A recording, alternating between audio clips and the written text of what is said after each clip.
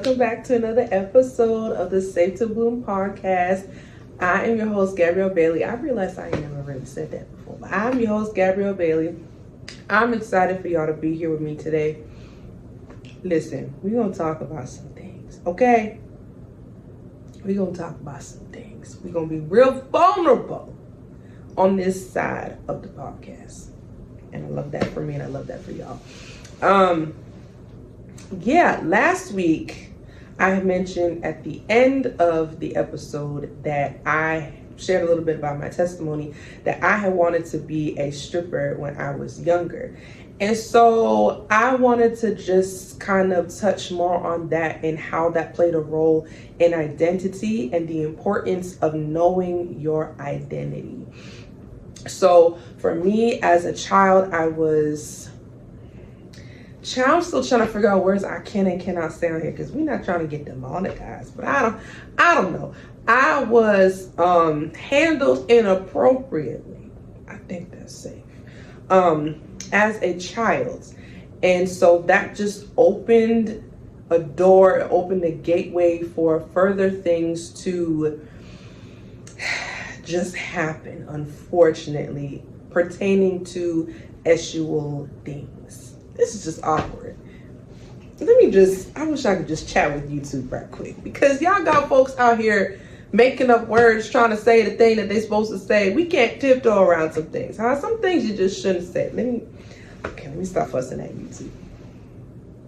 Coming back. All right. So having experienced that as a young child, it opens a lot of doors for me in the things that I went through and would experience up until realistically a few years ago, unfortunately. So where did this come from? How did we get here? Where did this thought come from? So again, it started there, but it didn't just come from me experiencing something and then all of a sudden I was just open to any and everything. The reality is that when I went through something, I don't want to say I learned because that's not the correct term. What word do I want to use? I taught myself that my body was only useful for giving it up. It didn't matter how uncomfortable I felt. It didn't matter how unsafe I felt. My body was only good for sexual things. So if it wasn't for that, then it didn't really matter.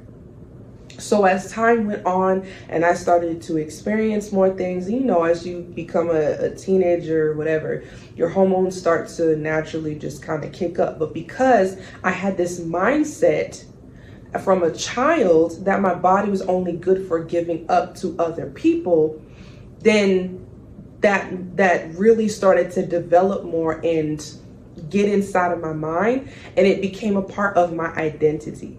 It became a part of who I was. I didn't feel complete in myself if I wasn't giving it up for somebody else. And that didn't just apply to the men and, boys that I was dealing with when I was younger, but that also applied to every other area of my life. If you needed me emotionally for something, whether or not I'm able to actually give that to you, I felt that it was my obligation to give that to you because my body is not my own. That's how I felt. Because that's what the experiences that I went through taught me. When something is taken from you, especially at such a young age, it really starts to form your mind and create this identity for you that makes you think that this is how I show up in the world. This is what I'm good for doing in the world. And if it doesn't look, sound, or feel like this, then it's not something that I'm comfortable with, something that I'm safe with, even if it's something that is actually harmful. Our minds get all up in here and we just, again, especially when you're young, those are the years that your mind is able to be formed, to be, all the things. So when that happens, it really just messes with you. So growing up, I had this identity. I was stuck with it. By the time I became a teenager, at this point, I was just like, it is what it is. I'll give it up to anybody and everybody. Any of y'all can get this, which was just not helpful. It's not helpful. And also, that is a whole lie that your body is not your own. That like you have to give your body up to anyone else that just needs it. You have to give your time up to anyone and everyone else who needs it. I just want to make sure that I say that now. If that is something that you're struggling with and feeling like, oh, because I exist, because I went through some things and I have some experience, or because people need me and I want to nurture them, then I got to show up. That's a video for another time. I call that my former, I don't know if I can say that. What's another way that I can say this? Trying to save people days.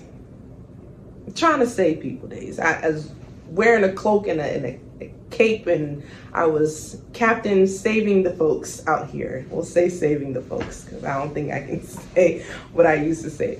But Captain Saving the Folks out here is what I was trying to do. I was ready to pick the people up and save them and do what they needed to be. I was their savior. But again, we're not going to get into that this week. We're going to get into that another week. It might be next week. Who knows? I don't know. We'll find out together. So by the time I was 16, this whole idea of doing anything for myself was just out the window. It wasn't present. I wasn't thinking about it. I wasn't focusing on it. And, you know, I would like to say that the idea of becoming a stripper just came from like watching TV and, you know, all this other stuff. Now, I'm not going to say that didn't help or hurt, rather. It didn't hurt. Y'all know what I'm trying to say. It did influence me in some capacity. It did. But the reality is that seed was planted by my community. The people that I held near and dear, the people that I went to school with, they would start to say certain things that would plant seeds that fed into that false identity that I had, that my body is not my own. It's only good for sexual things. And if it's not that, then what are we doing? What are we doing? Now, I'm not afraid with a little bit of cleavage being out. I'm just not. But them things was like the edge of the nip, okay? It's a little bit too much. I was just out here, cheeks was just out. I was just out on these streets trying to display what I had at any given time so that I could be chosen and selected by some man so that I could feel validated in who I was and my identity would be solidified. That's what I really thought. So as I'm going through high school, again, I'm wearing all this stuff that is just pop how, everything is just blah, blah. Everything's out there for the world to see. And so people would start to say things like, I can't remember some of the things that they would say, but they would have like little nicknames and stuff that they would have for me and different things that they would say. I walked down the hallway and they would talk about my butt, and it was just always emphasized on my butt. Leave my butt alone, please. But it was all they wanted to talk about all the time. And so I have my own perception of me and what I'm good for. And then everyone I'm talking to is talking about my body and how it looks, and is pointing out the fact that it's drawing men in, is pointing out the fact that it looks a certain way. And so I'm just like, the more I'm thinking about it, I'm trying to put two and two together. And I'm like, this is seeming like I should just make a career out of this at this point. And I remember one of my close friends, now I know she ain't mean no harm. I know she ain't mean no harm. If you remember this girl, I love you. I do. We were both out here foolish and young. But she called me Buffy. So one time, or it might have been a few times, at least one time, I remember. And which, if you don't know, that was a porn star or video vixen, something. She out here in these streets, giving up the cheeks. That's what she was doing. And so I'm hearing all this stuff all the time. I'm having men say certain things to me. So it's starting to become planted, and it's starting to become a thing in my mind. I'm actively in school, but I'm really, really, really starting to entertain the thought of making this an actual thing. And so I started putting more time and energy into thinking about this. I started daydreaming more and thinking about how much more I could make, how much more I could do, whatever, if I started to, if my body looked different. Now, BBLs, as a high school, was a thing, but not really. It's not like how it was now. I'm not elderly. I'm in my 30s.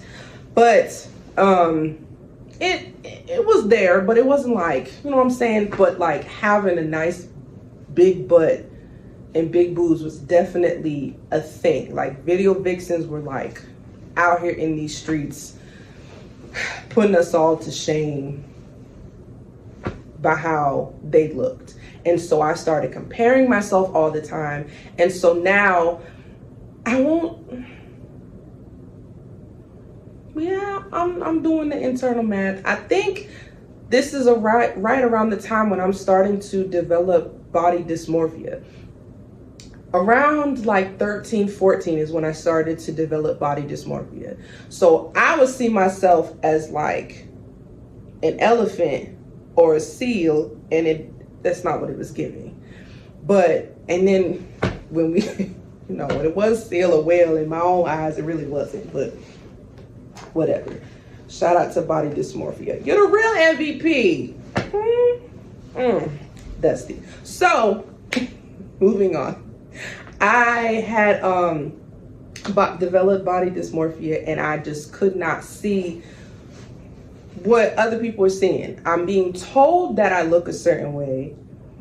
I'm looking at myself and I'm seeing a ginormous whale. But I'm also feeling conflicted because it's like, okay, this is what people are telling me that I should do. So I want to do this, but I don't see it. And so I want to become this thing. I want to look really good and have a really nice figure for these men so that they can do whatever it is that they want, basically. I mean, I won't sit here and pretend that I didn't have hopes and dreams for myself, but at the end of the day, I really wanted that validation from men. And words did have an impact on me, but you telling me that my body looked good, that was really all I needed to hear. It was not that simple. Those that get it, get it. So I'm just out here just struggling because I want to look a certain way, and I'm being told that I look good enough to be able to be swinging on a pole, but I'm not feeling that that's what I look like. Like I'm not appropriate enough, I'm not pretty enough, I'm not whatever enough to actually do it. So now there's all this tension and confliction in how I'm showing up and what I'm doing and how I'm presenting myself, because I'm insecure about my body and not wanting to display it, but I'm also feeling like this is the only thing that I have to offer. Do you see how the enemy works? Do you see how he works? He uses the very thing that you think that you have, the only thing I have to offer, and then he taints that thing even more. It was already a tainted thing to begin with. The idea that my body's only good for one simple thing is awful, especially something that just solely pertains to pleasing somebody else, not even really getting something for me out of it. If I do, great. But my focus was on what can I give? What can they receive so that they are satisfied? So I became entangled in this identity struggle of trying to figure out who I was, but thinking this is all I have, but thinking because I'm comparing myself to all these people on TV, in videos and all this other stuff. I'm seeing that and saying, okay, I don't look like that. So that means that I'm not really worth anything. So insecurity is growing more and more and more and more. So the thing that I'm desiring to be is the thing that I'm afraid to be because I don't like how I look. But I understand, I have this false understanding that the only thing I have to offer is this. So, yeah, I wrote down that the enemy used trauma to try and create a new identity for me. But it's like a new identity, but it's one that's just stuck. Like, it's just this loophole of misery and no self-love whatsoever. I had no idea who I was, how I wanted to show up. Again, I had dreams and hopes of doing things that I wanted to do. I wanted to go to school for psychology at some point. I don't remember what age that was. You know, I don't know if I've said this before, but we got a little bit of PTSD. So there's some things I just actually don't remember. But somewhere around the late high school, definitely college years, I want to be in psychology. I've always wanted to help people. Even in the perversion, the perverted mindset that I had of how I'm going to show up, how I'm going to function in this world, how I'm going to give myself to other people, the truth of who I was still there. It was just being covered and smothered in perversion and things that are wrong and things that it's not giving. It's just not giving. I'm thinking that I need to give myself up in order to be useful, in order to be loved. And the reality is, first off, I don't have to do any of that to be loved because God loves me regardless. But I didn't have a foundation, a relationship, anything really with God because I didn't grow up knowing God. I didn't grow up going to church. So I didn't have this understanding of who God was to be able to understand that there is greater out there for me. And I don't have to do something that is harmful to me in order to be a blessing to somebody else. I didn't have that understanding. So all I'm thinking is 1 + 1, I mean, it's gotta equal 4 some way, somehow. Some way, somehow. So by the time I was a senior in high school, like, the idea was solidified in me that I was going to become a stripper. I knew I was going to graduate high school. I knew I was going to go to college, but I had it stuck in my mind. I've been hearing for so long, for at least 2 years up to this point, about how I could be a stripper. I've had friends that would make comments about it. I had some weird men just say and do some really weird things to me and about me as it pertained to my body. And so this identity was now stuck on me. I could not see my life outside of this. So I had made up in my mind that some way, somehow I was going to do it. By the time I entered college, I was stuck. I was like, okay, this is what I'm going to do. I got accepted to a school in Miami and I said, bet, guess what? There's plenty of strip clubs out there. I'm trying to swing, get some ka-ching, and everybody's okay. Everybody's satisfied. So I made up my mind, this is what I was going to do. I started to lose weight and it started to get unhealthy real quick.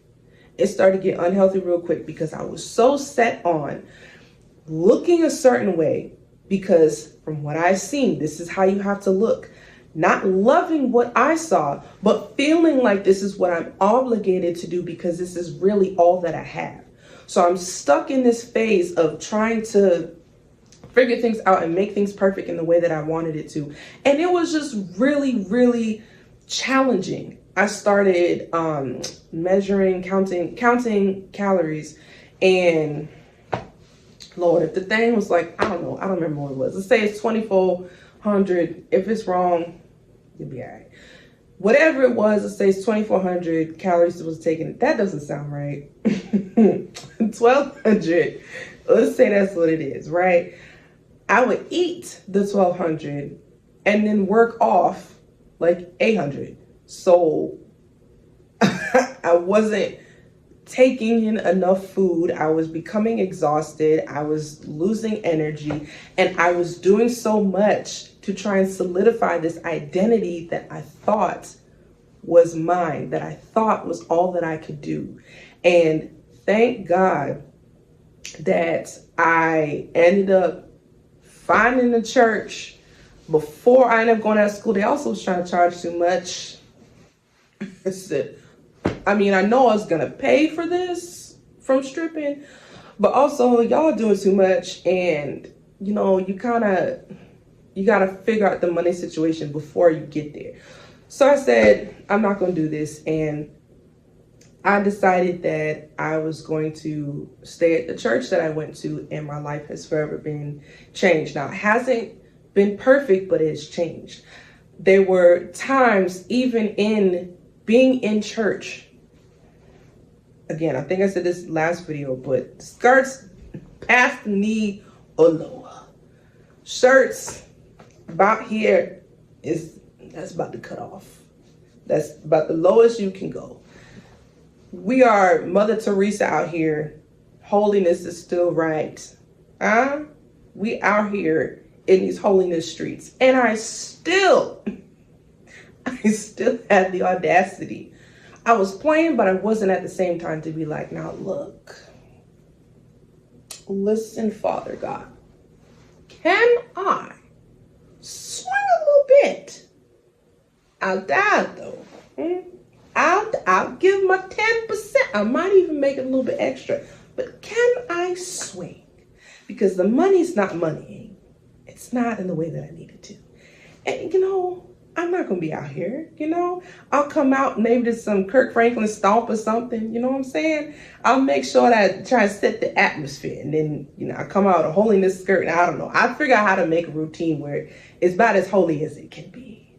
Lay hands and pray for. I don't know what I got to do, but can I still swing?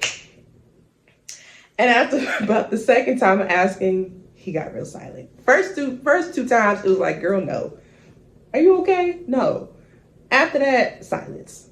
I still was struggling with my identity, because even though I went from desiring to swing on a pole, desiring to constantly give up my body to whatever man, or let my body be taken with or without my permission. Hello. I still had that identity that I was going to just give it up in some capacity. And then I knew that I couldn't, so then I felt trapped. I knew that I can't be out here in these streets, because I've made a commitment to God that I'm not going to be out here just selling my stuff now. Well, I wasn't selling it. We're not prostituting out here. But I was giving it away for free for anybody who looked good, who looked good enough, smelled good enough. You know what I'm saying? They had a little hood Negro swag to them, and I loved that for me. I still do. But I was really out here in these streets. So I struggled with my identity even knowing who God was, because I had created this identity. The enemy took that and ran with it. Well, he actually really is the one who planted the seeds, and then just kept adding to it and making it such a conflicting thing that I hated being in my body, but I also really wanted to be able to give up my body. And it was just so hard. And it's so important that we know who we are, that we understand what our identity is in God, that we don't go about the identity that trauma created for us. It took me a while. I've been 12 years. It's about to be, I'm too tired trying to do math. 2012 is when I first came, December 2012 is when I first came to church. And it's been a long time, and it took a majority of those years for me to finally have more of an understanding of who I am. It's really been these last 2 years where I've started to realize that that's really not my identity. As I started going to therapy, as I started unpacking a lot of stuff, I realized that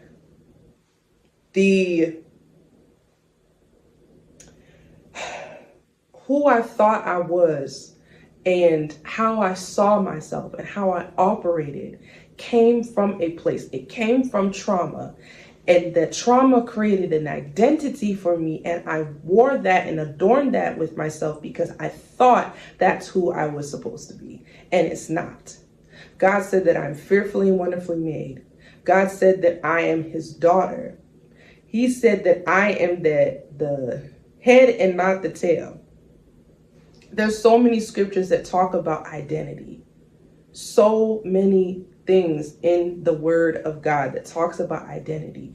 And I was stuck and I was frozen. And as I've gotten closer with God, I'm still learning, but I've learned more about who I am. I'm not someone that's just going to sit up here and just allow people to just use me and abuse me because it benefits them.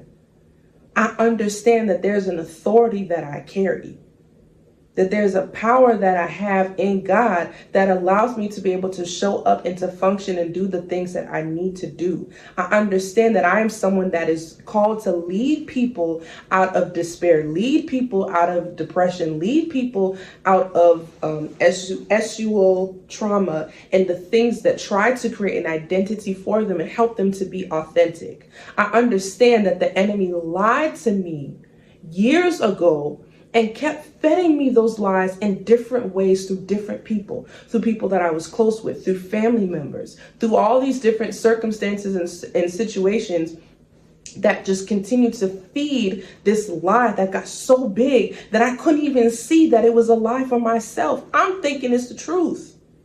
But I know who I am now because I've gone through a process through unpacking the things that I went through. God has allowed that to help me to see who I actually am. Some of the things that you've gone through, some of the things that you might have tried to identify with, it didn't come from nothing. It came from something. But what is that thing trying to tell you? If you are someone who has dealt with domestic abuse, how do I word this? What from that unfortunate circumstance and situation can you see about who you actually are? Not what that situation taught you. That situation taught you fear. It taught you that you shouldn't open your mouth under certain situations. But what is it actually trying to show you? That your voice matters, because if it didn't, they wouldn't be trying to shut you up. That your presence is important, because if it wasn't, then they wouldn't be trying to snatch you away from your community and from your loved ones. What is your trauma of the things that you've been through? What is something that you can learn about yourself from it? We can't just take those things on and say, this is who I am. But we have to be able to see and identify what we are, who we are in God.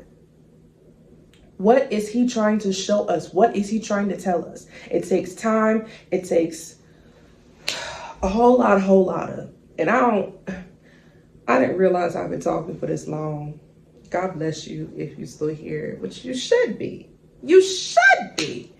I'm not really going to make this a part 2. I'm not. But what I am going to do is talk about, I think the next time, you know what? I'm not even gonna say it. It's gonna kind of sort of be a part 2 for this. Not really, but kind of. Because it kind of ties into everything. But yes, I hope that you learned something about identity and how much you need to truly understand your worth, who you are in God, and not what these circumstances are lying to you and telling you about yourself, because you are worthy as showing up in everything that God has called you to be. You get to be the insert name that you were always designed and designated to be, not the things that the lies of the enemy told you and try to form you as to be. Y'all come back next week now, you heard? Come back, because it's going to kind of sort of be a part 2 situation. So I hope to see y'all next time. I love you. Take care of yourself. Keep smiling. Keep shining, because you are that girl or that guy. Period. End of story. Love y'all.